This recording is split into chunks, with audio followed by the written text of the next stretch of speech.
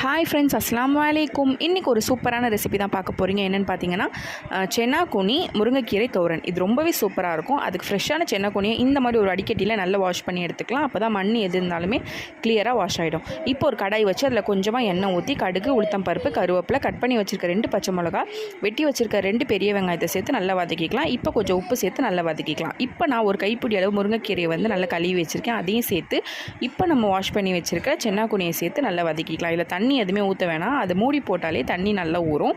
So stove சிம்மில் வச்சுட்டு ஒரு மூடி போட்டு அதை சென்னாக்குனியை நல்லா வேக விட்டுலாம். அதுக்குள்ளே சைடில் ஒரு மசாலா ரெடி பண்ணிக்கலாம். அதுக்கு 2 துண்டு தேங்காய், 1/2 ஸ்பூன் ஜீரகம், 1/4 ஸ்பூன் மஞ்சள் தூள், 3 காஞ்ச மிளகா, ஒரு 5-6 பல் பூண்டு சேர்த்து நல்லா அரைச்சி எடுத்துக்கலாம். கொஞ்சமாக தண்ணி சேர்த்து நல்லா இந்த மாதிரி பேஸ்ட் மாதிரி அரைச்சி எடுத்துகிட்டு இப்போ சென்னாக்குனி நல்லா வெந்திருக்கும். அதில் இந்த அரைச்ச மசாலா ஊற்றி நல்லா மிக்ஸ் பண்ணிட்டு இப்போ தேவையான அளவு எக்ஸ்ட்ரா சால்ட் ஆட் பண்ணி லாஸ்ட்டில் ஸ்டவ் ஆஃப் பண்ணும்போது கொஞ்சமாக பெப்பர் தூள் போட்டு இறக்குனீங்கன்னா சூப்பரான சென்னாக்குனி முருங்கைக்கீரை தோரன் ரெடி. கண்டிப்பாக இதை ட்ரை பண்ணி பாருங்கள். இந்த மாதிரி நிறைய ஈஸியான ரெசிபீஸ்க்கு மீரான் ஐஷா விலாக்ஸை ஃபாலோ பண்ணிக்கோங்க. தேங்க்ஸ் ஃபார் வாட்சிங்.